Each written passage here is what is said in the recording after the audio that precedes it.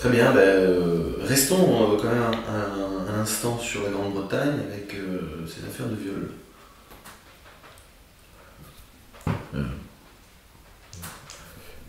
Je crois que c'est le Daily Mail ou le Daily Mirror qui a sorti cette affaire. Donc pendant 30 ans, des bêtes, gangs qui ne sont pas asiatiques, qui sont pakistanais, ont violé des gamines, les ont fait tourner. Parce qu'au début, on avait dit asiatique. Oui, tout à fait. Les ont frappés, brutalisés, menacés, violés, humiliés. En faisant référence d'ailleurs, ce sont des viols raciaux, de l'aveu même des jeunes qui les ont faits. C'est l'utilisation religieuse, vu qu'ils l'ont, ils ont dit t'es une pute parce que t'es pas musulmane, très bien. C'est une utilisation religieuse du viol que les djihadistes d'ailleurs ont théorisé et qu'ils font de manière systématique. Vous voulez toujours leur faire caresser des chats ? Vous comprenez pourquoi je suis rigoriste maintenant ? Si vous allez leur faire quoi à eux ? Et là, pour le coup, si la Grande-Bretagne veut se sortir de ça, cette affaire-là doit détruire définitivement le multiculturalisme britannique et le politiquement correct britannique. Maintenant que la Grande-Bretagne recouvre sa souveraineté, elle en a les moyens. Ensuite, c'est très simple. Tous ceux qui savaient et qui n'ont rien fait doivent subir, ce que d'ailleurs le code pénal français, mais également les droits de common law, vu que la définition de la complicité est la même, facilité par action, par omission, etc., etc., eh bien c'est très simple, zonzon pour tout le monde. Ils vont, vous avez voulu sauver vos petits protégés, mais on va vous enfermer avec les fauves. Moi j'ai toujours été contre que les délinquants sexuels, et particulièrement les pédophiles, ne soient pas avec les droits communs. Il faut bien donner du divertissement au tolard. Sinon ils sont dans l'oisiveté 23 heures par jour avec une heure de promenade. Et l'oisiveté est mère de tous les vices. Donc autant leur donner, ça permettra à certains d'entre eux, particulièrement les condamnés de l'autre peine, je pense aux braqueurs, etc., une occasion de se racheter. Ces hommes-là, eux, là pour le coup, la justice implique de les briser. Physiquement, psychologiquement. Parce qu'une affaire comme celle-là peut détruire un pays. On parle de 1000 gamines. Voilà. Et bien sûr, la presse française, nada. Il a fallu que ce soit le courageux, d'ailleurs, Geoffroy Lejeune, qui sorte ça sur un plateau. Et d'ailleurs, les Inrocks ont dit ça fait le miel de l'extrême droite. Alors, il y a une formation pour entrer aux Inrocks, parce que j'aimerais pas entrer aux Inrocks, mais j'aimerais suivre la formation, tu vois, parce que tu vois, si tu veux, devenir un con par construction, alors t'as le militantisme, mais ça j'ai déjà essayé, mais ça, tu vois, ça doit être fun, tu vois, d'avoir une formation Inrock, tu vois. C'est-à-dire jusqu'où, tu vois, si tu veux, jusqu'où vais-je descendre, le plus profond possible. Sur ces points-là, il faut aller au-delà de la brutalité. Il faut faire un exemple. Car si ça, ce n'est pas sanctionné, tout l'appareil, je le dis sincèrement, parce que je suis un défenseur des libertés publiques, si une démocratie, qui va redevenir une démocratie grâce au Brexit, s'illustre dans la faiblesse, à un moment c'est les nôtres qui demanderont des États que je ne qualifierais pas de forts, que je qualifierais de dictatoriaux. Et de dictatoriaux pris en sens courant et non en sens romain. Parce que je suis un défenseur des libertés publiques, je veux ce que Benjamin Barber, grand auteur, puisque finalement il était un vrai prophète, dans son ouvrage Djihad versus Macworld, on est en plein dedans, a appelé la démocratie forte. Si la démocratie est un régime de queue plate, alors elle disparaîtra au XXIe siècle. Très clairement. Il ne faut pas oublier une chose, la première égalité du citoyen dans la Grèce antique, c'est l'égalité devant le sang versé. C'est pas un régime Charlie, la démocratie. Alors vous me direz, on a fait transposer ça par l'égalité fiscale d'abord, et puis ensuite par l'égalité uniquement du vote, etc. Justement, il est peut-être temps de redonner une concrétude à la citoyenneté. Ou alors l'Occident est devenu une fabrique industrielle de connards, donc le dernier qui... Alors si c'est le cas, très bien, le dernier qui part est à la lumière, quoi. Pas au Moyen-Orient. Bah, si tu veux. Syrie. Bah. Et en lien avec Erdogan. Syrie, là on est en train de curer, c'est le curetage des poches djihadistes qui sont infiltrées encore partout sur le territoire, enfin partout dans les zones qui furent occupées. Alors avec les différents corps, ça va être très long. Très très long. Bon, moi j'avais annoncé, tu te rappelles, j'avais annoncé l'abandon des Kurdes très tôt. Ça me fait vraiment de la... Il y a des jours où on n'est pas fier, on n'est vraiment pas fier. Mais bon. En tout cas, ils seront associés au processus d'Astana, mais Erdogan les veut affaiblis pour y participer. C'est une demande des Russes. Ensuite, là, Emmanuel Macron a fait dire à Lecointre, que la France était prête à frapper de manière autonome. D'un point de vue aérien, c'est peut-être vrai. Nous n'avons pas les moyens d'envoyer des hommes sur sol. Et oui, Emmanuel, tu peux pas à la fois vendre l'armée française au Bosch et l'envoyer faire la guerre. Même si avoir du sang français sur les mains te gêne pas, va. Bon Européen que tu es. Mais bon. C'est totalement hors de propos. Il n'y aura pas de frappe occidentale en Syrie. Si on avait, c'est un suicide. Les Russes défendront leurs alliés et même si nos pilotes sont très doués, un duel aérien serait catastrophique. Donc à un moment, halte au fou. Cette guerre est finie. L'Occident l'a perdue. L'Occident est out. C'est le mieux pour le peuple syrien. Nous paierons pendant des décennies cette erreur. J'espère que nous arriverons à l'effacer un jour. Et il n'y aura jamais assez d'excuses pour le peuple syrien, même si nous n'y sommes, nous, à titre de citoyens français, pour rien. Le djihad va s'africaniser. D'étranges transports de troupes auraient lieu. Nous avons quand même des sources qui se multiplient. J'espère que c'est faux. Mais malheureusement, à chaque fois qu'il y a eu une saloperie de ce genre-là, ça n'a pas été faux. J'espère que ça l'est. J'espère. Quant à Erdogan, très simple. Le sultan est au fait de sa puissance. Il n'y a quasiment plus d'opposition intérieure. Il ne veut pas entrer dans l'Union européenne, mais veut le maintien des crédits de préadhésion parce que gold is good, quoi. Et là, il y a eu un sommet qu'il a fait avec l'eurocratie hier, je crois, où il leur a dit pognon, sinon, moi j'ai 3 millions de migrants, vous en voulez combien? Moi je leur donne des bouées, vous les avez. Alors bon, on peut faire les cadors en disant oui, ils menacent la Grèce et Chypre. Ouais, tu veux faire quoi? Moi je suis désolé, faire l'Europe contre la Turquie, moi ça m'intéresse pas. La Turquie est une grande nation, c'est un grand peuple. Erdogan est un grand dirigeant. Qu'on le veuille ou non. Et moi, si tu veux, je n'aime pas cette pensée de Capon, justement, d'en vouloir à un homme fort d'avoir rendu son pays fort. Ce n'est pas la force d'Erdogan, c'est notre faiblesse qui l'a fait. Les critères de Copenhague ont neutralisé l'armée laïque qui était une des bases du kémalisme. Merci l'Europe. Vous l'avez fait au nom de cette logique débile. Nous sommes des chrétiens, nous sommes des démocrates chrétiens. Déjà, vous avez quand même pas tout à fait le bilan de ce que vous avez fait sur Terre. Sinon, il reste le suicide poiloride, comme disait Pierre Desproges. Et eux, ce sont des démocrates musulmans, tu vois.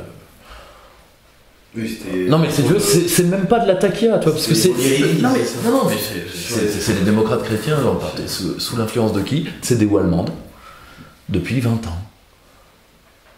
C'est même pas une quenelle, c'est même pas de la taquia, c'est même pas les Turcs qui ont dit ça. La taquia, c'est quand un musulman te ment. Musulman chiite, majorité, enfin historiquement, mais c'est pratique aussi, c'est dans différentes branches du sunnisme. Mais là, c'est pas les Turcs qui ont menti. Vous avez plaqué, parce que vous ne supportez pas que l'autre. Bon, arrêtez, c'est pas le visage de l'autre que vous aimez. Vous aimez plaquer les droits de l'homme, vous êtes restés des coloniaux. Tiens-toi droit, bamboula. Or, Quand l'autre vous déplaît, vous lui niez sa capacité politique. C'est parce qu'il est pas assez évolué, con comme un balai. Mais heureusement, vous allez lui apporter la démocratie, la civilisation, les salles de shoot, la gay pride, enfin, une démocratie avancée, quoi, en marche, tu vois. Mais la liste est longue. La liste est longue. Or, la Russie. non, mais t'en fais pas, l'œuvre civilisatrice, tralala poi poi. Bon. Eh bien, voilà où on en est. Erdogan n'a plus d'opposition intérieure, il a fait un pacte avec les ultranationalistes souverainistes qui étaient ses principaux opposants, et il veut juste le maintien pour avoir de l'argent, à la fois par les migrants et par les crédits de préadhésion, et point. Bien sûr qu'il veut plus entrer dans l'Europe, quelle idée. Donc, quelle idée de vouloir entrer dans une organisation internationale où la Grande-Bretagne part et l'Albanie arrive. Plus la Turquie, par sa main sur les Balkans, contrôlera, vu que les Balkans sont les prochains entrants, à la demande de l'Allemagne, avec un petit bémol, la Serbie devra reconnaître le Kosovo, la Serbie devra reconnaître la légitimité de l'OTAN. D'ailleurs, certains crétins qui veulent que la Serbie entre dans l'OTAN et dans l'Union européenne, dans nos propres rangs, veut dire que la Serbie doit aller sucer les babouches des gens qui ont écrasé les Serbes sous les bombes. Bravo! Bravo! Bande de crétins. Or, et ça, c'est les Allemands qui veulent que la Serbie, ce petit peuple qui leur a tellement résisté, soit humilié jusqu'au bout. Jawohl. La Turquie contrôlera de toute façon une large partie de l'Union européenne, vu que les prochains entrants sont sous sa coupe. La Turquie tient une bonne partie des Balkans. Elle n'a donc pas besoin d'entrer. Elle a tous les avantages, les inconvénients. Pourquoi devrait-elle s'en priver? Mais là encore, c'est pas à Erdogan de s'excuser d'être fort, c'est à nous de s'excuser d'être des larves. Violence. Vous vouliez faire un point aussi sur l'Arabie Saoudite, je crois. L'Arabie Saoudite, c'est simple, hein, MBS. En réalité, non, ben, c'est pas moi qui veux, hein, c'est les questions, mon lapin. Le MBS, simple, hein. MBS a fait son coup d'état interdynastique. Bon, là, il a rançonné ses cousins, ce qui est une prise d'impôt un peu... il a fait arrêter ses cousins, il les a fait torturer par Blackwater, et ils ont donné du pognon pour sortir. C'est une collecte d'impôts qui est d'un charlisme tout à fait relatif. Avouons-le. Je suis pas sûr qu'il fera ça plusieurs fois. Parce que les guerres interclans en Arabie Saoudite font qu'on va lui faire quand même, ce qui reste quand même une gérontocratie, on va lui rappeler qu'il est bien jeune pour se permettre ça. Bon, il le fait avec l'aval total du protecteur américain. Jusqu'à quel point? Et bon, il est en train de faire évoluer l'alliance saoudo-israélienne qui maintenant saute aux yeux de tous. Ça se fait évidemment dans le cadre du duel avec l'Iran. Une catastrophe. C'est une catastrophe pour le pauvre petit peuple yéménite écrasé sous les bombes.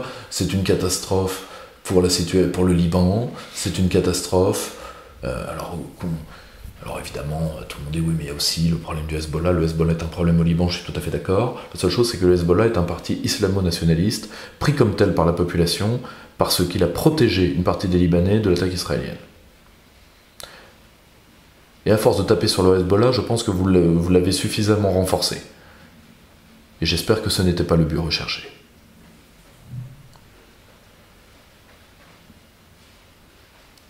Il n'y a qu'un seul point positif dans la région actuellement, c'est que nous allons vers une réélection triomphale du maréchal El-Sisi. Et que Dieu prête vie à cet homme. Parce qu'en ce moment, le Tchad, c'est en train de plonger. L'après-Idriss sera catastrophique. Enfin, s'annonce catastrophique. J'espère me tromper. Hein. Sans l'Égypte dans la main de fer d'Al-Sisi, nous ne réglerons pas le problème libyen. Heureusement, le fils Kadhafi se présente. Une alliance entre lui et le général Haftar. Ça passera par l'écrasement de Misrata, oui, bon, si vous voulez. Hein. Moi, comme tue du frère musulman, si vous voulez, j'ai l'alarme coquette. Quand on fait ce... Ou alors toute la région va pourrir, quoi. C'est un choix. Là c'est eux qui vont rattraper notre merdier. Hein. Donc...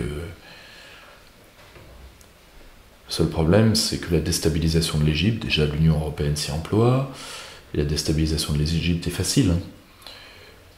Il suffit d'un nouvel attentat de Luxor, et puis voilà, qui est un attentat qui est quasiment écrit. Ils font encadrer les cars de touristes par des véhicules blindés, ça suffira pas. Nous avons besoin d'une grande puissance arabe sunnite. Bon, le problème, c'est que l'Arabie Saoudite tient financièrement l'Égypte. C'est notre faute. Parce que pour l'instant, les pays émergents, la Chine, la Russie, font ce qu'ils peuvent. C'est eux qui ont financé les aménagements de Suez. Il faut essayer d'aider l'Égypte dans son autonomie stratégique. Nous avons besoin d'une grande puissance arabe sunnite. Ça ne peut pas être l'Arabie Saoudite. Même si certains voient des choses positives, j'ai déjà parlé de certains points sur MBS, très bien. Je n'accorderai pas ma confiance aux Saoudiens. Je les respecte, parce que, de toute façon, ce sont des docteurs de la loi, sont des gens sans lesquels, quoi qu'on pense d'eux, l'évolution de l'islam est impossible. Et puis, de toute façon, on fait de la géopolitique avec les gens qui sont là. La politique d'équilibre de la France doit passer par d'autres vecteurs, tout en gardant un rapport franc avec le Golfe. Un rapport franc, c'est pas un rapport au plus offrant. Carles Puigdemont a été arrêté en Allemagne il y a quelques jours. Qu'est-ce qu'on peut en dire? Alors, deux choses, parce que moi, même des gens intelligents me disent, mais ça veut dire que l'Union européenne ne soutient pas les indépendantistes. Alors déjà, il y a un dossier. Premièrement, quand il était à Bruxelles, il a pu utiliser tout ce que la Commission a comme infrastructure. Deuxièmement, et là il y a un dossier qui sort dans El País, nous mettrons le lien qui a été trouvé, je ne peux pas vous le résumer, j'ai appris la sortie par SMS 20 secondes avant le début de cet enregistrement. Et j'attends en plus évidemment le commentaire génial comme à son habitude de notre Nicolas Klein. Là-dessus, un fonctionnaire européen a été mis à sa disposition, un haut fonctionnaire européen. Alors vous me direz, parce que quand les gens... en réalité, le gros problème, c'est qu'il y a des gens qui veulent comprendre parce qu'ils ne supportent pas la réalité européenne telle qu'elle est, parce que, voilà, ils se sont imaginés européens comme patrie de substitution, une détestation de la France, souvent d'ailleurs pour des raisons de ressentiment interpersonnel, je suis un génie incompris, etc. Et donc il dit, voilà, et la France ne peut pas avoir raison, alors manque de peau, c'est la France qui a raison. Et comme il voit que, voilà, c'est Juncker l'Européen aujourd'hui. Et ce sera jamais autre chose. Vous pouvez faire tous les instituts,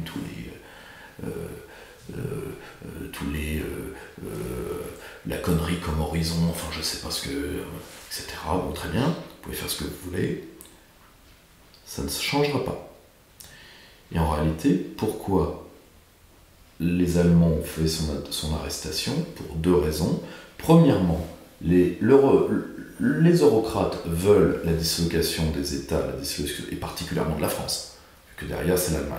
Mais, selon les méthodes européennes, et certainement pas par le référendum. Il y a une haine du référendum. Pourquoi est-ce que le référendum est un argument, et pour eux un truc à double tranchant, alors que le pourrissement ethno-culturel par une dynamique, disons, girondine, radicale, pour ensuite... Tu vois, le référendum est forbidden, sauf si on est sûr de pouvoir le truquer ou le gagner. Le problème, c'est que regarde, même l'Écosse, ils ont tout fait pour. Caramba, encore raté. Donc, pas par le référendum. Ça, c'est la mineure. La majeure, c'est que la reine chancelière a besoin de Rajoy, comme elle avait besoin d'Aznar pour qu'il n'y ait pas de front latin contre elle. Mettez-vous ça dans la tête une fois pour toutes. Tout comme elle utilisera, tout comme elle fait tout comme elle utilise Macron contre Visegrad pour ne pas avoir à taper directement, tout comme elle le sait, qu'elle n'a pas le choix. Elle doit afficher son leadership sur les pays récalcitrants en termes migratoires, par le biais des fonds structurels. Et qu'elle doit également se méfier de plusieurs pays où les partis se divisent sur la question germanique. Cas typique, la Finlande. Pourquoi il y a une scission des partis souverainistes finlandais sur la question germanique, entre ceux qui pensent que la Finlande n'a pas d'histoire, et qui n'est rien de plus qu'une extension de la bochitude, c'est une sorte, si vous voulez, de vénérisme finlandais, mis à part qu'il ne se terminera pas en coup de théâtre de boulevard à Notre-Dame, et ceux qui pensent que les racines de ce peuple sont finno-hongriennes, et qui sont, disons, d'un germano-scepticisme tout à fait rafraîchissant, puisque le germano-scepticisme est un humanisme. Vous avez le même problème en Autriche, au sein du FPO. Le FPO est un parti qui est divisé en deux, entre ceux qui veulent toujours plus près de toi, Führer, et de l'autre, ceux qui veulent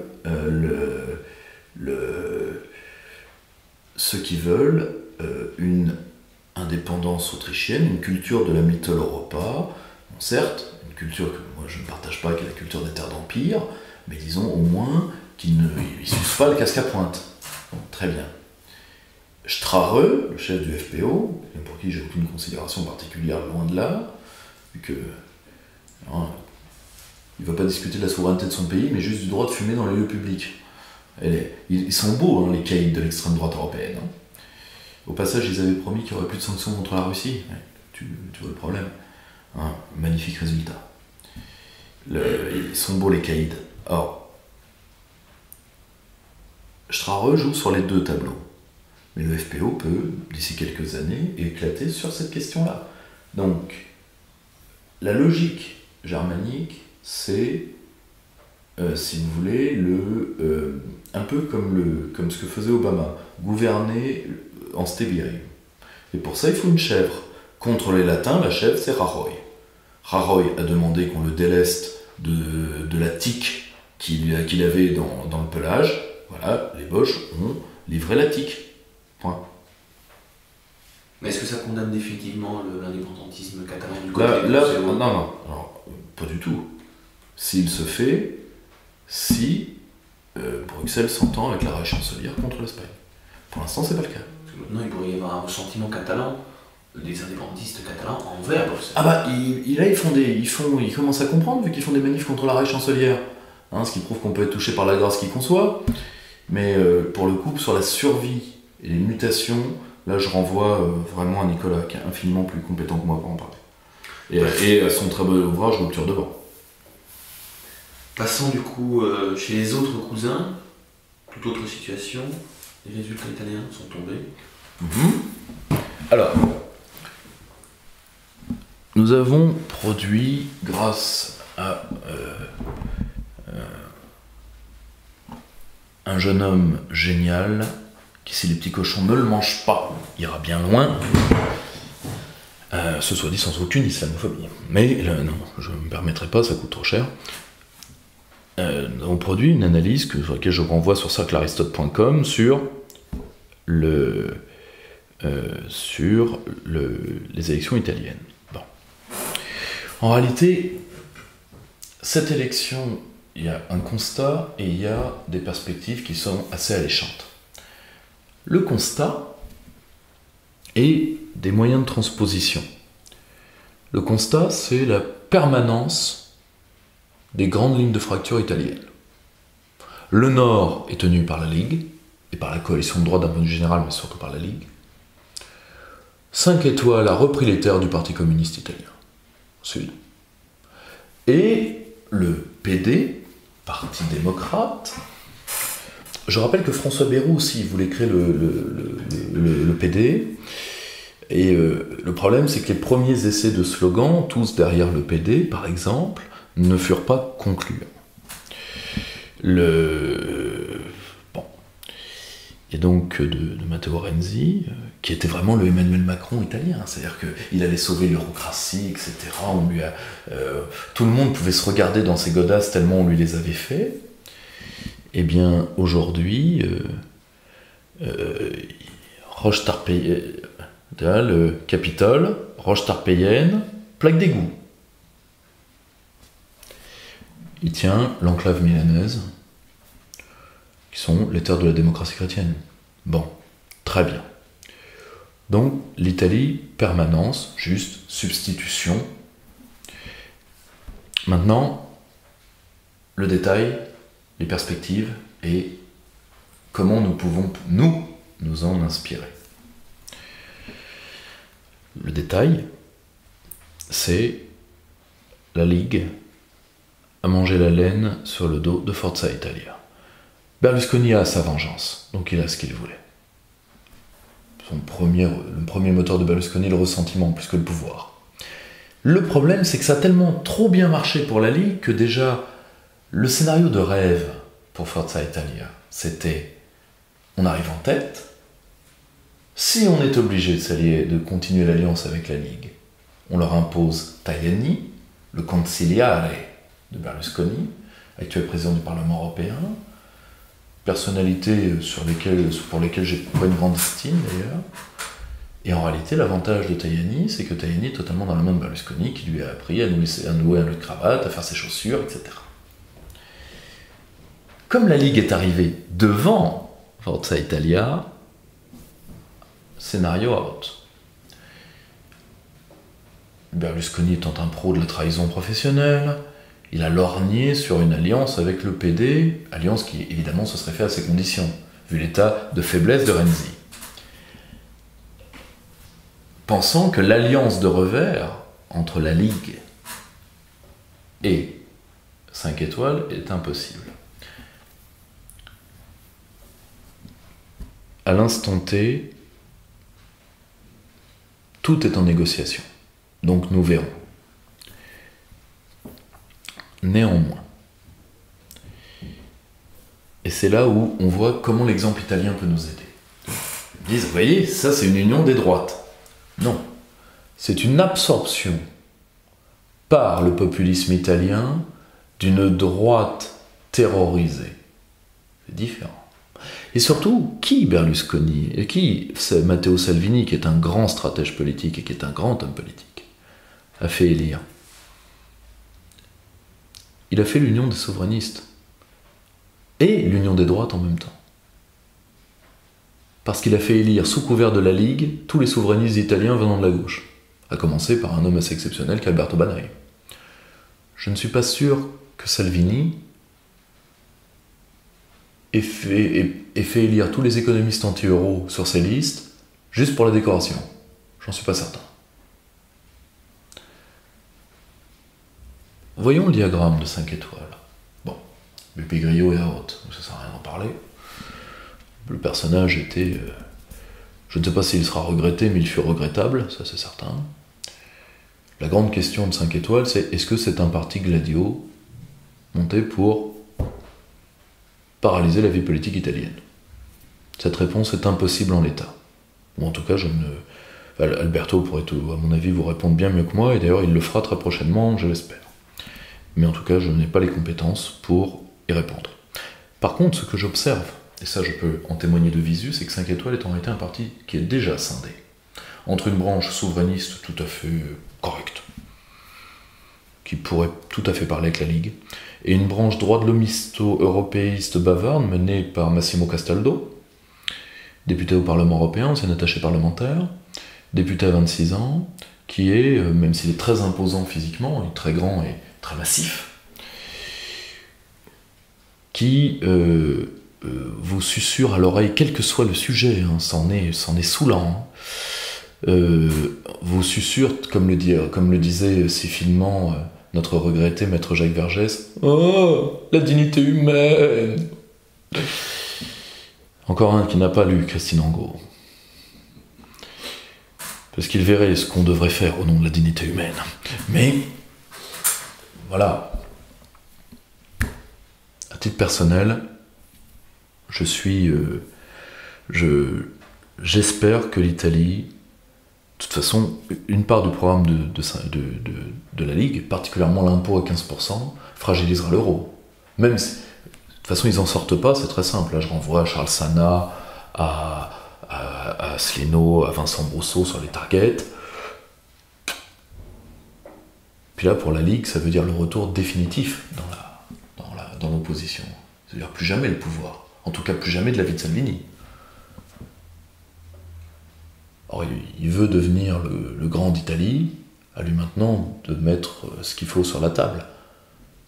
Car les Boches ne lâcheront rien. Rappelez-vous, et ça je l'envoie encore une dernière fois, enfin non, pas une dernière fois, parce qu'ils ne comprendront pas, parce qu'à la fin, quand on ne comprend pas, c'est qu'on ne veut pas comprendre. À nos alters européistes, vous savez, David Cameron, aujourd'hui, nous avons la correspondance mail de David Cameron pendant les négociations. Il écrit à un moment, première matinée de négociation, je parle aux Allemands et à l'eurocratie depuis, je leur ai parlé toute la matinée, maintenant même moi je veux le Brexit.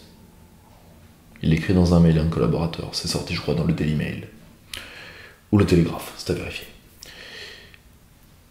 Il a demandé, en plus c'est humiliant quand on est britannique, qu'on a écrit une part de l'histoire du monde de sa main, de devoir demander à des Baltes, des Danois, enfin...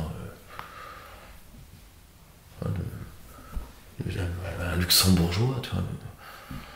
Luxembourgeois, c'est des pays de merde que la Grande-Bretagne a créé elle-même en plus, tu vois, pour nous faire chier en plus. Cameron avait demandé des trucs minables, du genre, mais si je reçois un immigré, est-ce que je peux au moins lui demander de travailler avant de lui donner des droits, avant de cotiser pour lui, je peux au moins lui demander de bosser? Nein. Et renein. Même ça, je peux pas. Non, tu te la mets sous le bras. Très bien. Je vous rappelle quand même que vous avez juste voulu protéger vos maraîchers de cancer en liquidant un produit qui est en stock chez Monsieur Bricolage. Ben ça a été Nein. Même ça, c'est Nein. Bon, je vous rappelle... bon. Alors maintenant, si vous voulez être des soumis, soyez des soumis. Mais assumez-vous comme soumis. C'est mieux. Donc voilà. Si Salvini plie, de toute façon, sa coalition sera balayée. Il peut certainement faire un accord avec la partie souverainiste de 5 étoiles. Il le peut en tout cas sur le papier. Et ils peuvent sauver l'Italie. Sinon, l'Italie va mourir économiquement exsanguinée, hein, c'est très simple, hein, parce que l'Italie, elle perd des millions tous les jours. C'est une exsanguination, hein, c'est la même chose. Hein. Vous ouvrez la carotide, vous attendez que ça parte, et puis terminé. Et puis à un moment, vous tombez, vous vous affaiblissez. Une partie de votre PIB, particulièrement dans un pays comme l'Italie, qui a quand même un très lourd problème de criminalité organisée, va passer dans la sphère criminelle et s'hybrider. Une fois que un tissu économique entier est hybridé, faut y aller à la préfet de fer, et personne en Italie n'est capable de faire ce que Duce a fait. Je ne dis pas ça par affection pour Mussolini, c'est pas ça le problème. Le problème, c'est que la seule fois où la pieuvre a reculé en Italie au XXe siècle, c'est le préfet de fer, c'est pas ma faute. Hein, le préfet de fer le disait, c'est quoi la mafia? Racket, violence, séquestration arbitraire. Qu'est-ce que j'ai fait contre eux? Séquestration arbitraire, violence. Voilà. Bon. Personne ne le refera, et donc l'Italie deviendra un État failli. L'immigration au sud et la mafia, et le pire, c'est qu'une partie de la population italienne se mettra sous la protection de la mafia quand l'État aura pourri, et là on aura tout gagné, et ce sera à notre frontière. Et ce sont nos frères, nos cousins, nos amis, donc j'aimerais éviter ça autant que possible, car nous devons tant à l'Italie. Et la mafia sicilienne, particulièrement, aujourd'hui remonte vers la Corse. Évidemment. Évidemment. Et puis évidemment. Et puis surtout, ils sont attirés par le talamonisme, n'est-ce pas? Hein, quand on additionne l'honnêteté douteuse, la médiocrité personnelle et la volonté de faire reculer l'État, évidemment que la mafia se pointe. La mafia n'est jamais arrivée à s'implanter en France, même en Corse, mafia italienne. D'ailleurs, la Corse particulièrement, mais y compris la Côte d'Azur, sont un début stratégique de des mafias italiennes, quelles qu'elles soient d'ailleurs. Sauf les Napolitains, parce que les Napolitains, je pense qu'ils veulent la machine à cash, qui est la ville de Naples. On parle d'1 milliard par an, hein, sur la gestion de la ville de Naples. Je pense qu'eux, ils n'ont pas de volonté de projection. Ils sont trop agressifs à l'intérieur. Ils sont vraiment dans une culture du précaré. Mais les Siciliens et la Camorra... Non, attends. La Camorra, la Ndrangheta. Excuse-moi. Je n'ai pas oublié. Hein, moi, je reviens d'une conférence le soir même. Hein, je suis ratiboisé. Les Calabrais et les Siciliens, oui. Surtout les Siciliens, dont c'est un très vieux rêve. Qui avait déjà essayé la Corse plusieurs fois. Et qui s'était fait fracasser à la fois par la culture. C'est pour ça qu'on mettait les Corses au ministère de l'Intérieur. Hein. Parce que, en Corse, t'es soit flic, soit voyou. Hein. À une certaine époque, c'était comme ça. Et c'est pour ça qu'ils font de très bons voyous et de très bons flics. Donc, si tu veux, c'est un des vieux rêves des mafias italiennes. En plus, ils pensent qu'ils auront facilement Talamoni, et là, pour le coup, je leur donne pas tort. Très bien. On vous demande, question qui n'a strictement rien à voir, on vous demande votre avis sur la thèse de Stephen Smith et sur l'africanisation de l'Europe. De toute façon, si on prend les mécaniques pures, il y aura nécessairement, si nous n'y prenons pas garde, une déportation volontaire. Alors, déportation, on est d'accord, au sens mathématique du... Redire qui est Stephen Smith. Alors, Stephen Smith, c'est un journaliste du Monde, si mes souvenirs sont bons. Il a écrit plusieurs ouvrages sur l'Afrique et sur la condition noire en France également. Donc, si vous voulez, nous risquons, par le boom de la démographie africaine qui peut affaiblir lourdement le continent, vu qu'il va plus vite que le développement. C'est pas la démographie en soi qui est le problème, c'est la soutenabilité de la démographie par rapport au développement. Et donc, un déport de population vers le nord. Ce qui noiera les pays du Maghreb Machrek d'abord et peut nous noyer ensuite. D'ailleurs, c'est tout le problème déjà au Maroc, en Algérie où ça tourne très mal d'un point de vue de violence, etc. Et nous, qu'est-ce qu'on leur envoie? Nos universitaires gauchistes qui essayent de leur apprendre, alors que les Algériens essayent de réagir avec virilité, nous on essaie de leur apprendre les droits de l'homme. Qui est quand même une... Tu vois, t'as la castration chimique, je crois que les droits de l'homme, c'est quand même la castration mentale. Il y a un côté de ça, tu vois. La seule chose, c'est que tu peux pas prendre de la testostérone en pilule pour inverser les effets. Nous devons aller...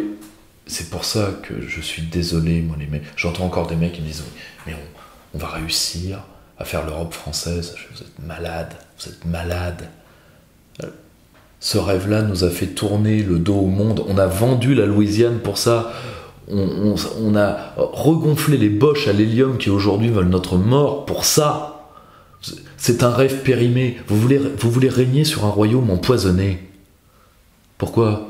Je vous fais les courbes démographiques état par état de l'Europe dans 50 ans. Une partie des États aura perdu jusqu'à la moitié de sa population. Je vous rappelle que déjà, prenez les États baltes, ils sont déjà 70% de partis, 60% de partis. D'accord? C'est fini. Certains pays sont finis, il y a des peuples qui ne veulent plus vivre. Et vous allez leur réinstiller la volonté de vivre. Vous allez voir comment? Parce que attention, hein, le vitalisme mène au fascisme. Le fascisme, c'est pas bien. Je vous le rappelle. C'est pas bien le fascisme. Vous allez dire aux Suédois que le multiculti, c'est pas bien? C'est ce qui se passe en Suède actuellement. Ça se terminera dans des massadas. C'est horrible, hein, mais c'est comme ça. La France, je pense, peut être sauvée. L'Italie peut être sauvée. L'Espagne peut être sauvée. Les Pays-Bas peuvent être sauvés aussi, je pense, parce qu'ils se défendent encore. Le pays de l'Est, certains d'entre eux, oui, bien sûr. La Grèce, je l'espère. J'ai plus de doutes. Des pays comme le Danemark résistent bien aussi. D'autres, non. Et d'un côté, c'est pas notre affaire. Nous, il faut réinstituer la volonté de vivre des Français en France. C'est ça notre... Le reste, c'est à la grâce de Dieu. Ou du chaos, ou des événements, ou de la nature, de ce que vous voulez, ou de rien, ou du hasard, peu importe, c'est à la grâce, mais en tout cas pas à la nôtre. Alors que c'est le problème sécuritaire de la France numéro 1, la démographie africaine. Et nous devons aller au devant de la vague, pour la stopper là où elle est. Par des mécanismes encore inédits, de coopération, de sécurité, de développement. Tout était imaginé là-dessus. Dans les mains des Africains. Dans les mains des Africains. Déjà, si on leur laissait un accès plein et entier à leurs propres ressources, ça pourrait régler une partie non négligeable du problème. Parce que je rappelle qu'avec beaucoup d'États africains, l'accord est assez simple. Hein. Vous prenez mon excédent de population, je vous laisse mon uranium, par exemple. Je pense, parce que ça aidera la reterritorialisation de notre économie si nous apprenons à payer les choses le juste prix. Pourquoi ? Parce qu'on est encore... Pourquoi j'ai une telle haine du colonialisme ? Vous savez pourquoi ? Parce que ça fait du colonisé une bête et du colonisateur une feignasse. Cas typique l'Algérie, hein, excusez-moi. Donc... Et vous gagnez à l'énergie gratuite, quasi gratuite. Bien sûr. Et là, nous devons, et ça nous aidera à reterritorialiser notre économie, à rechercher notre autonomie stratégique, à tirer le maximum de notre territoire et donc de la durabilité et de la soutenabilité de notre modèle économique. Par exemple, de notre modèle agricole, on reparlait du rapport terrible sur les oiseaux domestiques qui disparaissent, par exemple. Nous pouvons y arriver.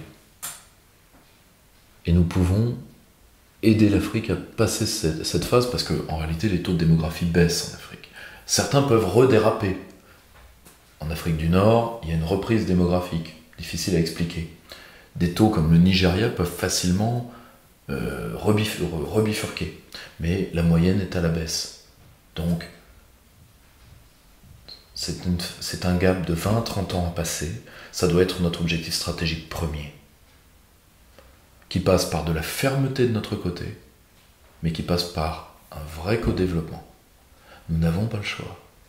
Et ça fait partie des à mon avis, trois grands objectifs stratégiques de la France, et celui-là est le premier parce que c'est une menace directe.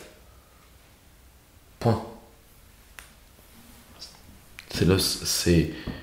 Alors ensuite, si nous n'y arriverons pas, eh bien, il y aura africanisation de la France, de la France et de l'Europe. Oui. Oui. Alors, contrairement à ce que j'entends les guignols dire, c'est pas le contre-coup de la décolonisation, tête de nœud, c'est le contre-coup de la colonisation. Parce que c'est la colonisation qui a multiplié les naissances.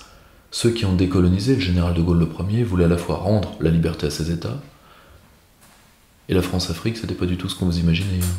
Demandez à Patrick Mbeko, le plus doué de tous les géopolitologues africains. Demandez à Patrick Mbeko. France-Afrique, ce que vous savez de la France-Afrique, c'est l'Amérique-Afrique qui vous l'a dit. Et l'Amérique-Afrique et la Chine-Afrique, je vous dis tout de suite, c'est glauque. Glauquissime. Dans les deux cas. Je ne dis pas que la France-Afrique est nécessairement mieux. Moi, ce que j'aimerais, c'est l'Afrique-Afrique. C'est-à-dire que c'est chez eux, c'est à eux. Y compris parfois dans des décisions stupides, mais c'est chez eux. Non, on me dit, les fermiers blancs l'Afrique du Sud va avoir un destin à la zimbabwéenne. Et d'ailleurs, ceux qui ont viré Mugabe vont encore radicaliser le truc. Je dis oui, c'est chez eux. L'autonomie, c'est aussi l'autonomie de la bêtise. Ils refusent de remettre en cause le système ANC, très bien. Ils refusent de faire un vrai bilan de la gouvernance zoulou de Jacob Zuma, très bien. Ils mettent ça sur le dos des fermiers blancs, c'est très triste.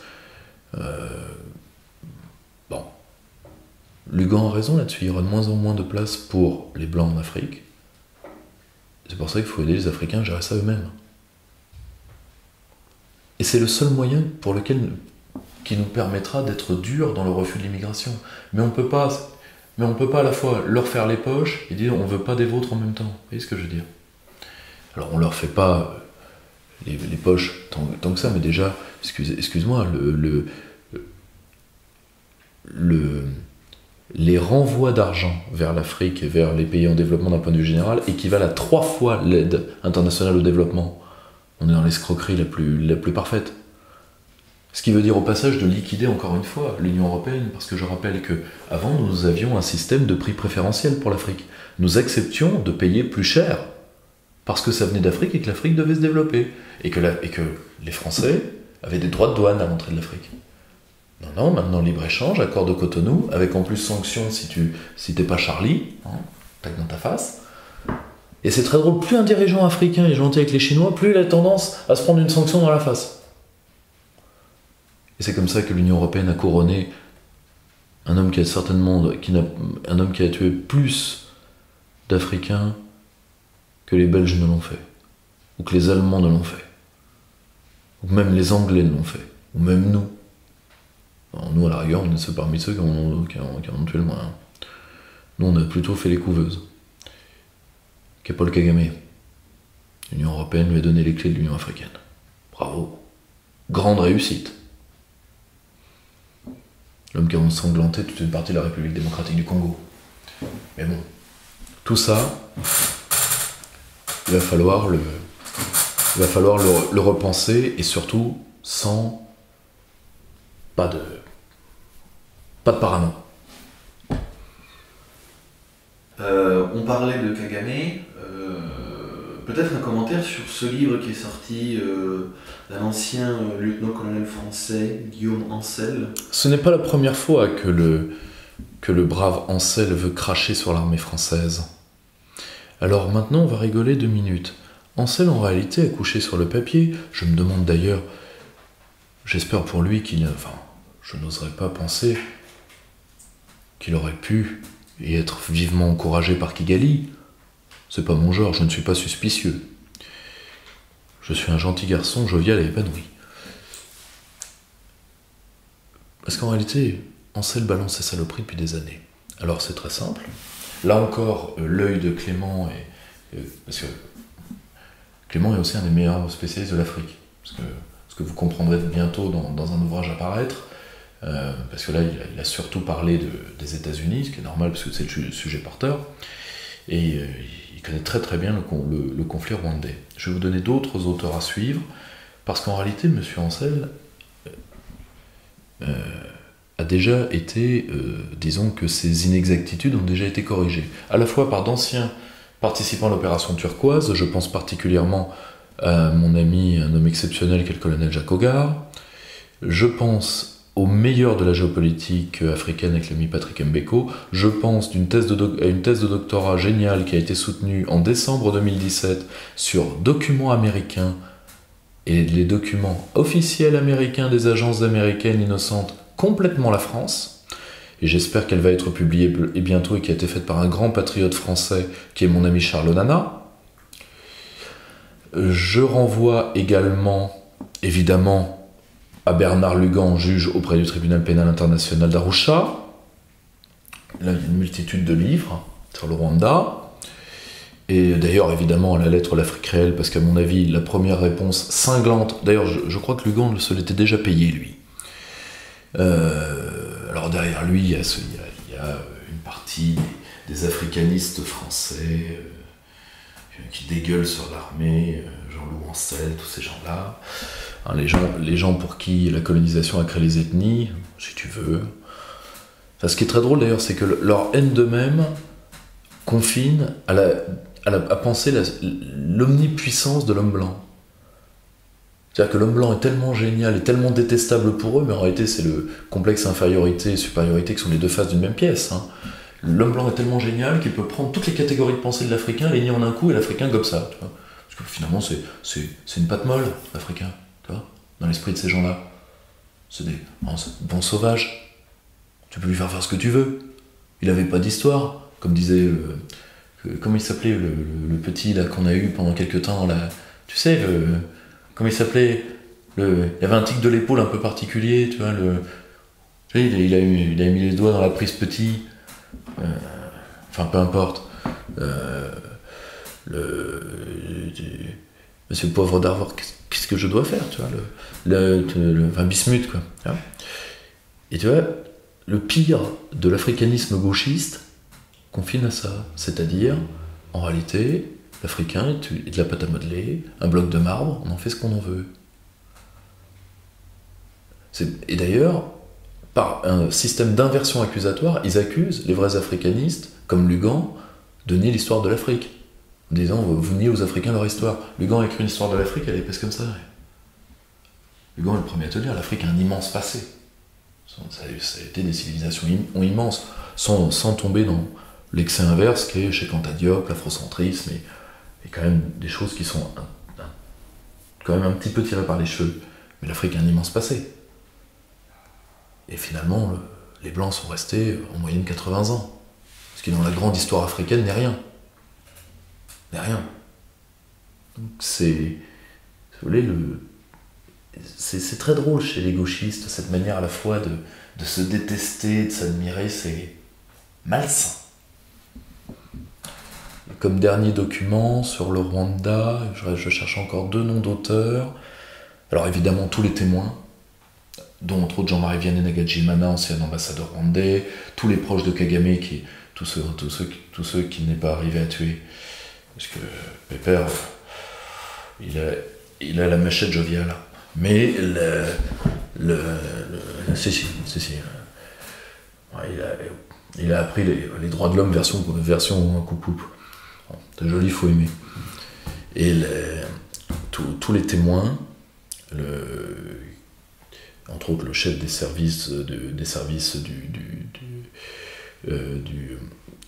FPR, etc., tous ceux que Kagame n'est pas arrivé à faire taire. Et vous avez un autre type de document, je cherche un autre nom d'auteur,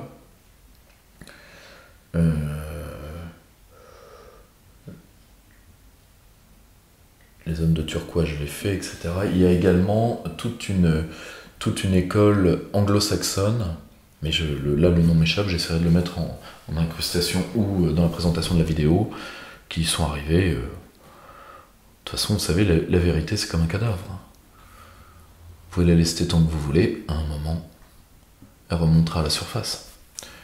Au passage, très bon livre de Charles Nana aussi sur l'implication de l'Union européenne dans ce qui s'est passé au Rwanda. Voilà. À propos de la confiance dans la parole de l'Occident, peut-être un dernier mot sur les États-Unis, la nomination de John Bolton. Pour pouvoir faciliter sa politique intérieure, préparer les midterms qui sont l'obsession de Trump, il a réussi un très joli coup avec son protectionnisme, il a tout à fait raison. Il a d'ailleurs, les syndicats durs américains sont derrière lui, bravo. Mais il doit donner la béquille à tout le monde, y compris aux conservateurs. Ça va se ressentir dans la politique moyen-orientale. Dans tout le reste, très difficile à dire.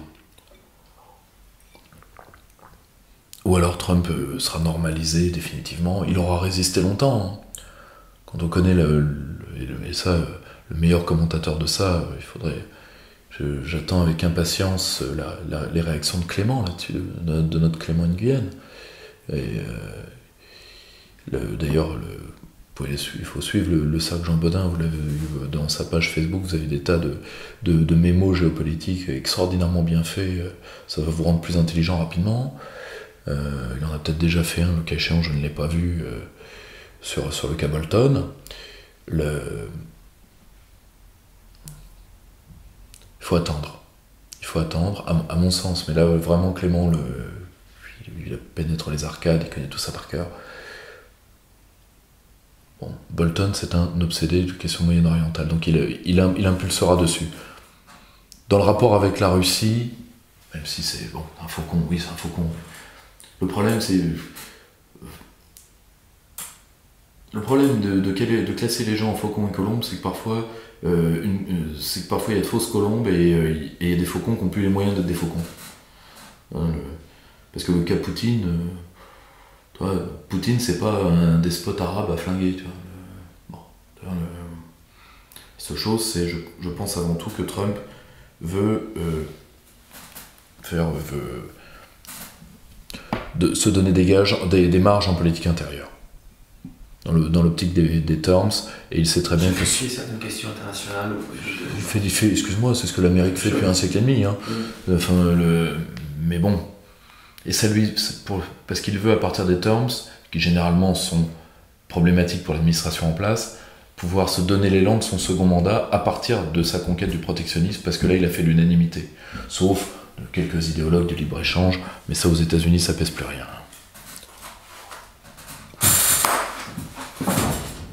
Je vais lier la question en rapport avec le Rwanda sur l'ancien colonel, donc je te la passe. Alors, on vous demande quel scandale industriel doit-on réparer en premier en France? Tout ce qui est industrie de défense. Nous ne pouvons laisser aucun gap technologique nous échapper. Prenez l'exemple du discours de Vladimir Poutine, que certains ont pris pour un discours menaçant. En réalité, c'est un discours un peu futuriste. Je pense que les Russes sont arrivés à briser avec si vous voulez, le missile multidirectionnel, c'est-à-dire qui frappe par n'importe quel angle. Ils sont arrivés à briser temporairement la menace du bouclier américain. Ce qui ne présume rien de la modernité des armes américaines. Je rappelle que l'Amérique développe depuis au moins George Bush fils minimum, par le général Myers d'ailleurs, je crois, qui a été maintenu par Obama, et je ne sais pas où il est aujourd'hui, mais il est tout à fait possible que d'ailleurs Trump le consulte encore, sur des armes spatiales embarquées. Nous ne savons pas si ces armes sont prêtes. Donc de dire la Russie a distancé l'Amérique dans la guerre des armements, c'est aller très vite en besogne. Je pense par exemple que les petits sous-marins d'attaque, mon camarade Bessonnet a beaucoup intervenu là-dessus, que la Russie dit avoir, je pense que la Russie se met plus dans un avenir proche que dans l'état réel de son armement. Il faut revenir à ça, à une politique d'abord de planification militaire. Nous ne pouvons pas laisser un gap technologique contre nous. Fut-il de la part d'un allié potentiel, parce qu'un État c'est ontologiquement seul, ça n'a pas d'amis. Toujours dans les questions économiques, on vous demande aussi est-ce qu'il est judicieux de laisser la SNCF, EDF, tous ces grands groupes français investir hors de France alors qu'elles ont du mal à renouveler leur... Le gros problème, c'est que nous avons donné la liberté à ces groupes. Donc, je pense qu'il faut revenir à la théorie alésienne des monopoles naturels. Qu'est-ce qui est un monopole naturel, qu'est-ce qui ne l'est pas? Allais était un libéral, je le rappelle. D'ailleurs, il a quitté le Mont Pèlerin sur la question des monopoles naturels, dans le duel qu'il a opposé à Hayek. Pour Hayek, voilà, c'est l'un des pères des libertariens, c'est-à-dire qu'il faut aller dans la privatisation totale. Vous ne vivrez pas dans votre paradis. Alors vous allez vivre 3 semaines. Pour ça, moi j'ai toujours été pour qu'ils aient leurs îles, ils testent leurs trucs, avec leurs milices privées, etc., que ça se termine, Battle Royale, bon débarras, tu vois, Délivrance, Walking Dead, primaire socialiste, enfin, tu vois. Bon, donc, et surtout, il va falloir penser, et là j'essaye de faire traduire un ouvrage sur une analyse réelle en termes de R&D de Mazzorato, qui est une proche d'Eric Reinert, sur la réalité des partenariats publics-privés, comment ça a marché, par exemple pour les GAFA. Les GAFA, c'est un modèle strictement planisto-étatiste. Faut pas déconner. C'est un ouvrage qui a fait le tour du monde, il n'y a qu'en France que personne n'en veut. Tu vois. D'ailleurs, si un éditeur veut nous aider à faire les traductions, à payer les traductions et acquérir les droits, et d'ailleurs, si des éditeurs sont intéressés par le fait de collaborer avec nous pour qu'on leur conseille des auteurs étrangers et qu'on les aide dans la traduction avec n'hésitez pas, cerclearistote@gmail.com. Très bien. Que pensez de la multiplication des rapatriements d'or? Tout le monde se prépare à la grande crise et donc voit dans leur physique, pas dans leur garantie, pas dans leur papier bien sûr, mais dans leur physique, une garantie de survie. Ça indique juste que l'hiver arrive. Ensuite, et là je renvoie à l'œuvre de notre Norman Palma. Norman Palma n'est pas ce que j'appelle un orpailleur, au sens, c'est-à-dire quelqu'un qui croit uniquement dans l'or. Lui, il pense à l'étalon bimétallique en fait. Et Norman est avant tout un des grands historiens de cette question-là, de la question des étalons monétaires, les talons or anglais, etc. Est-ce que ça va bien se passer? Je ne pense pas. Sur le papier, ça peut bien se passer. Mais ça dépendra du visage de la crise. Par où commencera-t-elle? Sera-t-elle directement une crise monétaire? Sera-t-elle une crise bancaire? Sera-t-elle une crise de la dette? Viendra-t-elle de tel ou tel type de marché? Mais elle viendra. Comme disait Sapir à travers le commentaire d'un bouquin d'un excellent auteur qui est Cédric Durand, personnage difficile mais brillant esprit, l'hiver arrive. Maintenant, c'est trop tard. La seule chose, c'est est-ce qu'on prendra cette opportunité? Alors, on me dirait, ouais, la crise, c'est une opportunité, gna gna gna, bon. De refonder un paradigme. Mais trop de gens n'y ont pas, trop de gens perdraient leurs intérêts. J'espère que la raison l'emportera, j'ai des doutes. J'ai de gros doutes. Puis surtout, il va falloir gérer, non, la déchéance américaine. L'Amérique va pas. Un pays qui a 3% de son PIB en R&D ne disparaît pas comme ça. Arrêtez. Ce sont des fantasmes malsains en plus. Puis à titre personnel, moi, je suis très américanophile et je ne souhaite pas ça au peuple américain. Il va falloir juste que l'Amérique est en train de connaître un renoncement progressif à l'impérium. Parce que la Grande-Bretagne a vécu avant eux, ça s'est terminé vers les années 1950 avec la chute de la livre sterling, orchestrée depuis les États-Unis d'ailleurs. La France, nous l'avons connue. Et plus vous avez eu l'empire étendu, pire c'est. L'Amérique a eu l'imperium mundi. Plus aucune nation ne l'aura. Plus jamais. Plus jamais. La Chine ne l'aura pas, elle ne le veut pas. Alors, arrêtez de fantasmer. L'Inde ne le veut pas, et elle ne peut pas l'avoir, pour des raisons plus d'effondrement intérieur terrible. Donc je ne me réjouis absolument pas. La Russie n'a pas les moyens de l'avoir et n'en a pas envie. On va revenir au royaume combattant. Et là encore, vae victis. Et si vous avez une stratégie, c'est ça qui compte. La volonté de vivre et la stratégie qui sort de votre volonté de vivre. Vous pouvez partir d'un pays qui a des lacunes, comme les Philippines, et vous pouvez être Duterte. Que d'ailleurs l'ONU s'est permis de dire qu'il devait faire une visite psychiatrique. Un jour, il faudra quand même qu'on reparle du statut des fonctionnaires internationaux, parce que là ça commence à être sérieux. Là.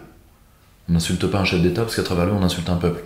Particulièrement quand le chef d'État en question est à entre 85 et 90% d'opinion favorable, et peut concourir dans son pays au concours de Dieu vivant.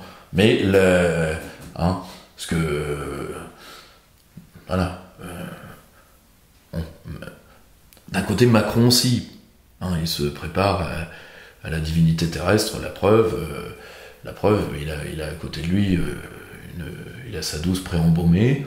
Bon, mais là, on sait que on est plus, tu vois, dans Ramsès II, tu vois, on est plus dans la nécrophilie, tu vois, que dans le dieu terrestre et vivant. Tu vois. Bon, chacun son truc, j'ai rien contre les vieux meubles. Mais bon, chaque État... Regardez ce qu'un homme comme Lee Kuan Yew a fait de Singapour. Lee Kuan Yew est quasiment un dieu en Asie. Et a raison, grand homme, grand génie. Exister, c'est vouloir exister. Et ça, c'est l'un des grands secrets de ce qui va arriver. On va revenir au royaume combattant, on va refaire un Westphalie planétaire si on est intelligent. D'ailleurs, c'est par la coopération interétatique que vous pouvez faire, si vous voulez, que vous pouvez traduire la conscience que j'appellerais de la planétisation, pour parler comme Teilhard de Chardin. Parce qu'on me dit, oui, mais il y a des choses qui dépassent les frontières des États, comme les virus. Les virus dépassent les frontières des États que maintenant? Oh putain, la ligne Maginot avait arrêté la grande peste noire. Au moins, même avant son existence, elle avait déjà servi à quelque chose. Vous êtes malade. La technologie transcende les frontières. Oh, bravo Jeannot. Si t'as encore 2-3 Valda comme ça, dépêche-toi de me les cracher. Mais, comme disait Carlyle, je crois, en substance, Carlyle écrit, le grand, dont l'œuvre complète n'a jamais été traduite en France, là aussi cette affaire, le grand penseur du nationalisme anglais,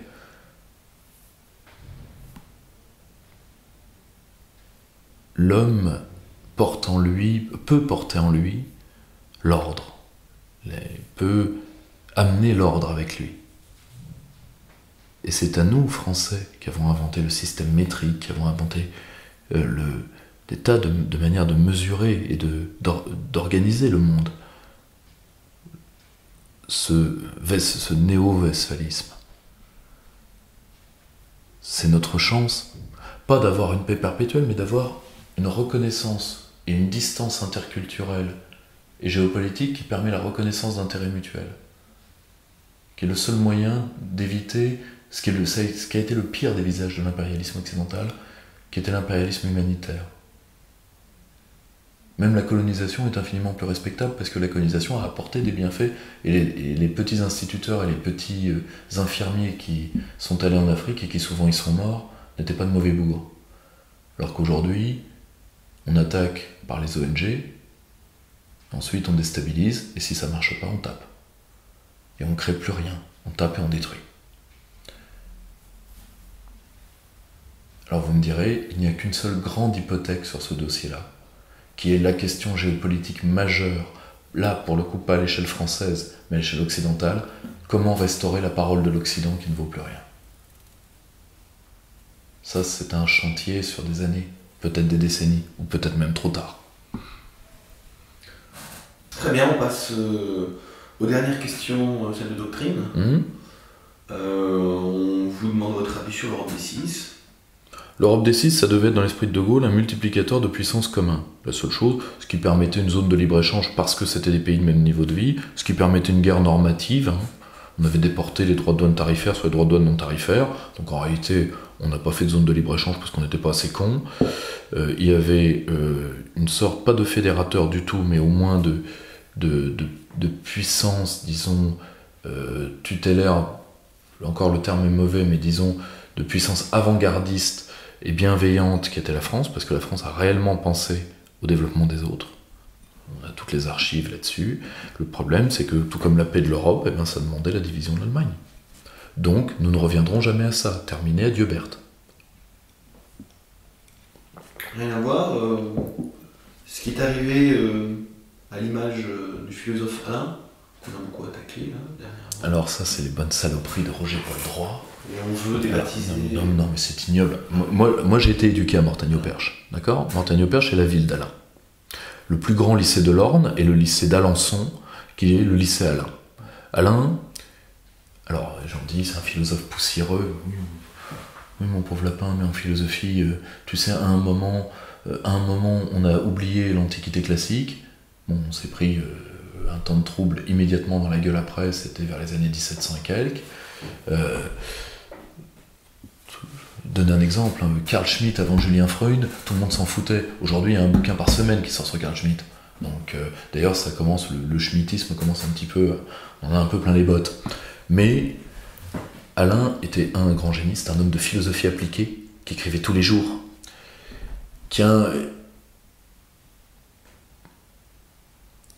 Et quand on voit tous ceux qu'il a formés, Simone Veil, c'est lui. Raymond Aron, c'est lui. Plusieurs dizaines de grands intellectuels.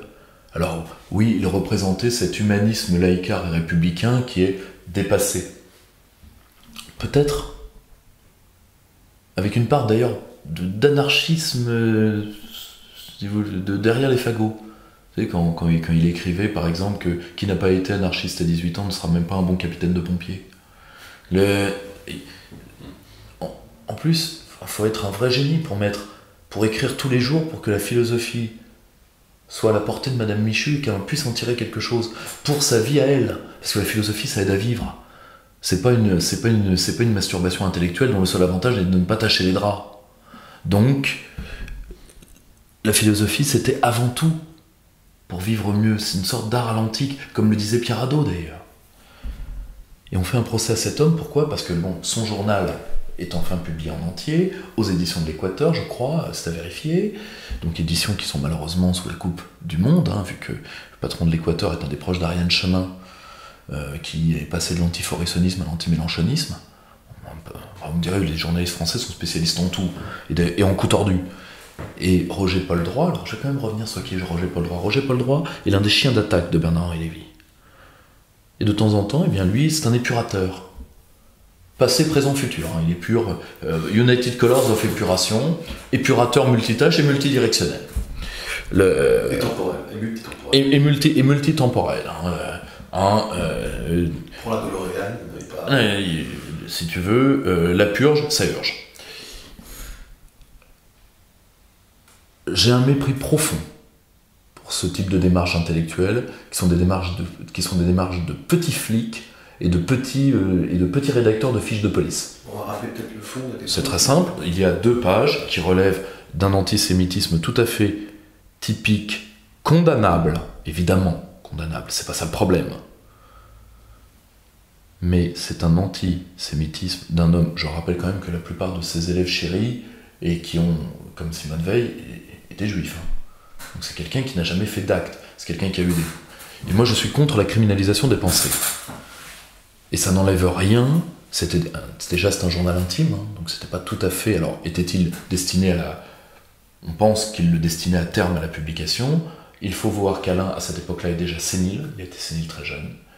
Et deuxièmement, il est malheureusement d'un antisémitisme qui a existé, qui est l'antisémitisme, et aussi, et je le dis en plus parce que les 2 pages nous visent, parce qu'il est en plus d'un antigaullisme viscéral.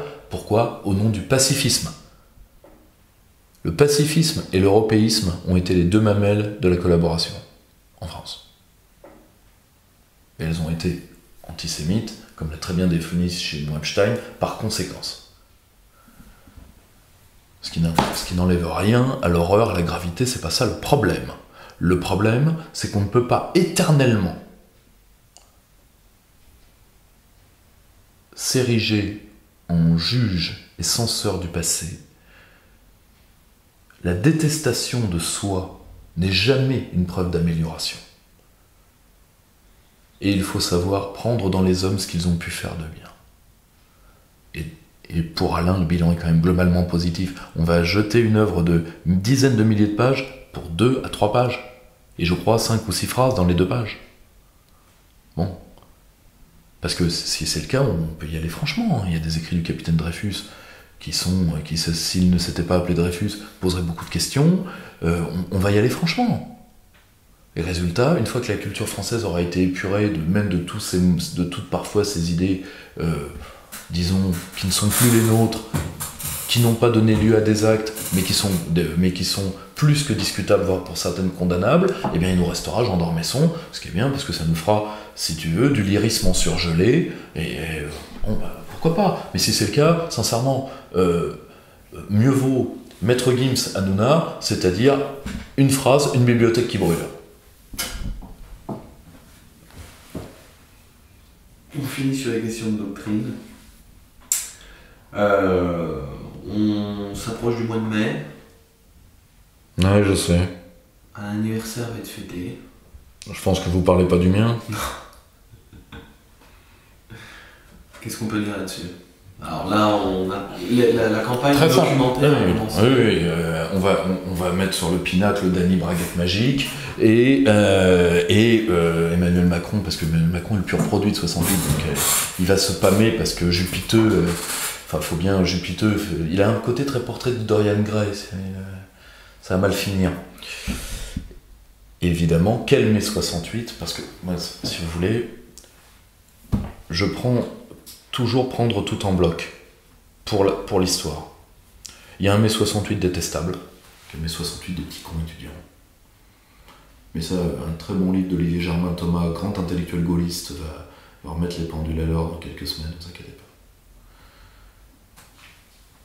Il faut néanmoins faire aussi l'histoire de cette petite crise d'acné qui en réalité n'est que la queue de comète de Woodstock, hein, et qui est lamentable. Quand tous ces petits cons vont aller voir Castro, on leur dit on a emmerdé De Gaulle, et lui il va les expulser de Cuba, alors vous avez emmerdé De Gaulle, un révolutionnaire comme yo. Tirez-vous, avant que je décide de vous garder. La Havane est accueillante, mais d'un charlisme modéré en 1968. Ils ont terminé l'été en Miami, et finalement ils en sont jamais revenus. De petits cons. Avec des gens comme Glucksmann qui nous a délesté de sa présence alors ce qu'il a fait de mieux. Ça, ce mai 68 là et toutes les implications qu'il a eues dans la pensée, je pense que 2 hommes ont déjà fait le travail. Kluskar en son temps et Régis Debray quand il est revenu de prison avec Lettres pour les 10 ans qui sont devenus mai 68 une contre-révolution réussie. Debray Bref, c'est du Debré. Une fois que c'est fait, il n'y a plus grand-chose à faire. Mais nous, il y a 2 mai 68 que nous pouvons fêter avec grand plaisir. Le mai 68 ouvrier, la plus grande grève depuis la guerre. Le PC avait déjà commencé à tordre le cou aux gauchistes bien avant le Grenelle. Hein. Le PC n'a rien fait en 68, mis à part foutre ces petits cons dehors des usines à coups de pompe dans le Derche. Hein, d'ailleurs, la haine de la gauche mitterrandienne vient de là, parce que quand ces petits cons, fils de notaire, vont dire le peuple pue, il n'est pas capable de porter notre révolution, alors que leur révolution c'est Danny Braguette magique, quoi. Bon. On est quand même pas dans Robespierre, tu vois. Hein, on n'est pas chez les têtes rondes de Cromwell, tu vois. On est juste dans les affaires de Braguette, d'un sous-boche, quoi. Bon, point barre.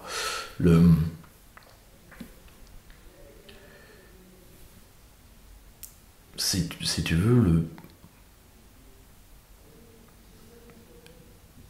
le PC a pris vraiment comme un coup, hein, le mai 68, et les a repoussés.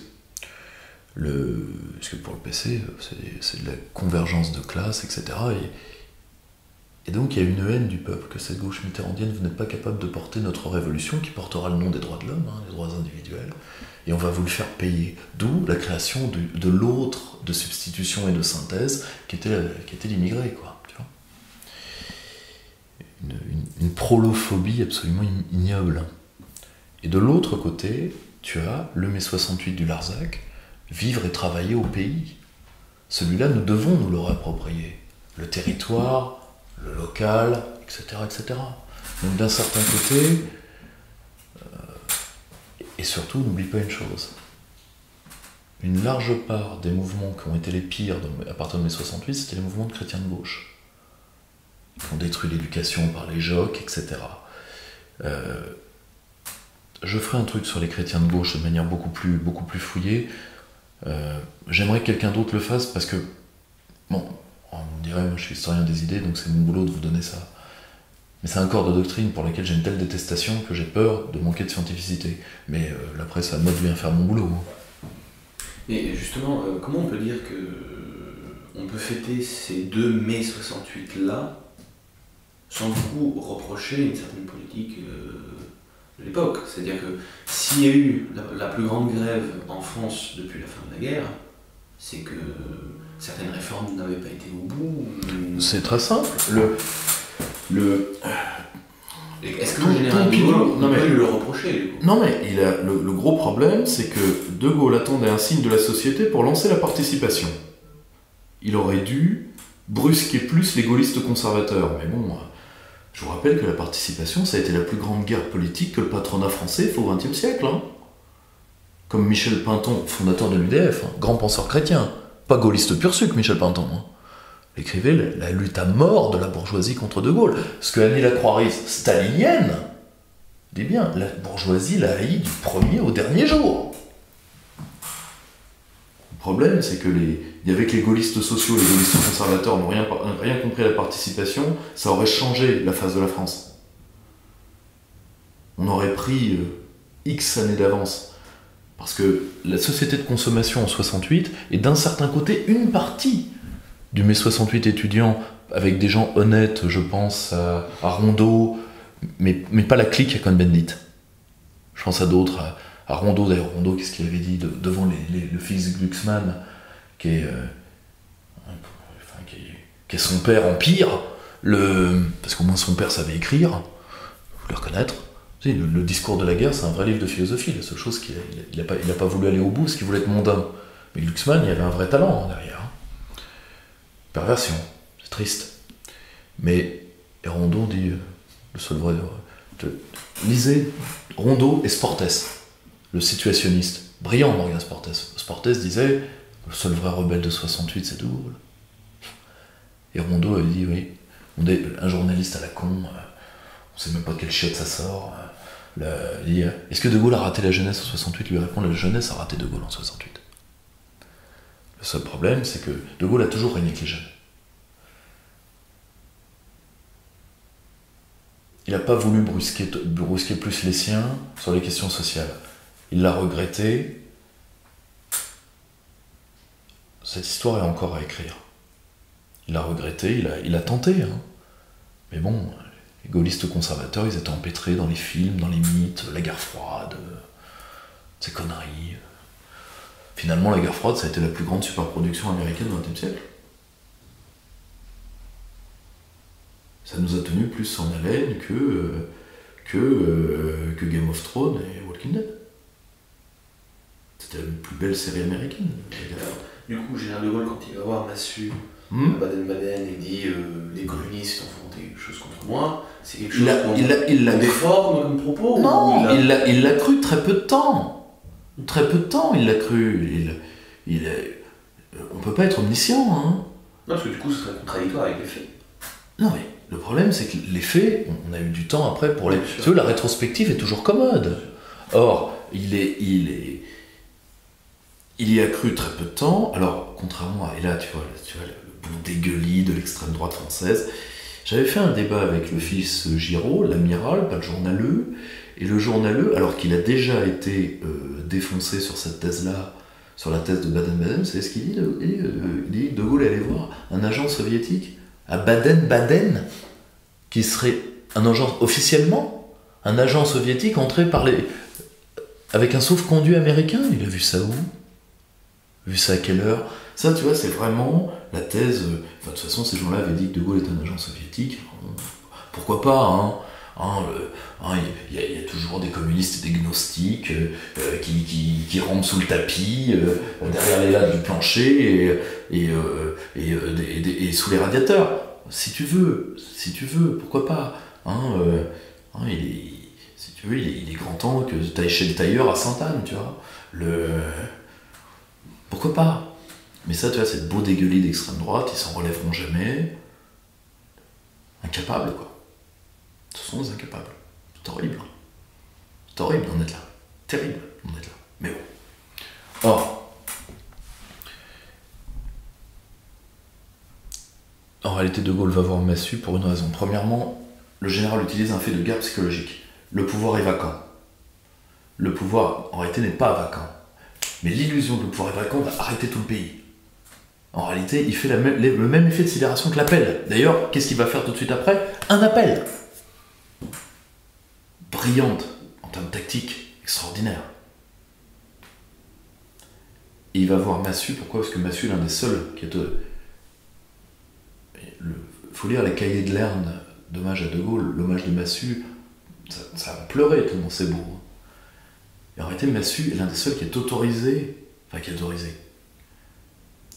Il y a la statue dans le qui peut secouer De Gaulle, parce que le général, comme souvent les grands hommes, avait des moments de doute et de maniaco-dépression, on peut être très clair. Hein. Il avait ça en commun avec Churchill, et Massu le secoue. C'est tout. Parce que parfois, quand on est chef, on a besoin d'être secoué par ses secondes, de se sentir suivi, de se sentir aimé, voilà, c'est l'art aussi du commandement, tu vois. Et Pompidou l'a pas compris, parce que Pompidou n'a jamais eu l'art du commandement. D'ailleurs, il n'était pas là pour ça. Il a eu des espérances à partir de ce moment-là, et d'un certain côté, il est mort. Enfin, il a souffert par là où il a péché, hein, parce que ensuite, il a eu Giscard d'Estaing qu'il avait protégé. Hein. N'oublie pas que Bastien Thierry et toute l'OAS dit que Giscard et Poniatowski les ont renseignés pour le petit Clamart, etc. Hein. C'est Pompidou qui a protégé Giscard. D'un côté, c'est bien fait pour sa gueule. Hein, mais bon, Pompidou, c'est la face conservatrice du gaullisme, donc c'est l'affadissement. C'est l'affadissement du message révolutionnaire du gaullisme. Donc d'un côté, c'est un gaullisme inintéressant. Voilà ce que c'est le pompidouisme, fondamentalement. Pas fait par des traîtres, par des lâches, ça suffit. Donc voilà. Si tu veux, 68 fait partie de notre histoire. Nous devons nous réapproprier ce qui est réappropriable. La seule chose, c'est, moi, pendant un mois, je ne vais pas ouvrir la télé, parce que sincèrement, c'est sinon le poste que je n'ai que pour ma fille, d'ailleurs, pour qu'elle regarde un dessin animé de temps en temps. Sinon, le poste va finir par la fenêtre, parce que moi, un mois avec Danny Braguette Magique, hors de question. Alors justement, dernière réflexion là-dessus, peut-être en comparant avec un propos que vous avez eu qui avait fait assez de bruit, justement sur cette nuance, comme on l'a rappelé tout à l'heure, 1789, ce n'est ni la reine mort de la France, ni non plus son acte de naissance. Est-ce qu'on peut, chez les nationaux, leur reprocher le fait que parfois on dit que la France est morte en 1968, justement? Non, mais... Comment on se réapproprie totalement? Sur ce point-là, j'ai toujours été très boutangien. Boutan le dit très bien, le dit tous ceux qui annoncent que la France est morte ont un point commun, la France les a tous enterrés. Or, en plus, il y a un côté mytho dans la pensée de droite. Tous les mecs sont en train de préparer un bouquin, alors ça va être parfois des bouquins sympas. Bernard Lugan va sortir un bouquin sympa sur comment il a défoncé les gauchistes, d'accord, ok. Bon, l'avantage avec Bernard, c'est le sens de la formule, quand il se frise la moustache, bon, ça vaut le coup d'être lu parce que c'est Bernard. Bon, Bruno Gollnisch veut faire un colloque avec Danny Braguette Magique. Moi, j'ai beaucoup de considération pour le grand intellectuel qu'est Bruno Gollnisch. Pourquoi il veut se faire chier à faire ça? À la rigueur, si Ben Saïd était encore en vie, pourquoi pas? Bon, Ben Saïd, ça valait encore le coup. Un homme intéressant qui était, comment il s'appelait? Benny Lévy, secrétaire de Sartre, puis identitaire, etc. Bon, ça c'est des parcours. Danny Braguette Magique, c'est pas un parcours, c'est ma vie, mon parasitisme, mon œuvre. Et mes sorties scolaires. Donc, non. Tu vois, oui, le gros problème, c'est que voilà, la France est morte tellement de fois. Le gros souci... Juste que c'est la mode. Non mais je vais dire pourquoi. Parce que l'avantage quand tu décrètes que ton pays est mort, c'est que il y a que d'amour que des preuves d'amour. Donc quand tu as décrété que ton pays était mort, après tu peux dire tout de suite que tu te grattes les couilles et que tu feras plus rien, et point barre. Comme ça, c'est une excuse pour la fainéantise. Ah, mais qu'est-ce que je vais faire, moi, le pays il est mort. Ben voilà, point barre. Très bien. Rien à rajouter? Si, juste une dernière phrase. Un camarade a déposé ceci pour moi, c'est une reproduction de l'anneau de Jeanne d'Arc. Il n'a pas laissé son nom. Si ce camarade veut bien entrer en contact avec moi, je l'en remercierai beaucoup. Je le porte fièrement et je le remercie, mais j'aimerais pouvoir serrer la main à la personne qui me l'a offert. Je vous remercie beaucoup. Merci.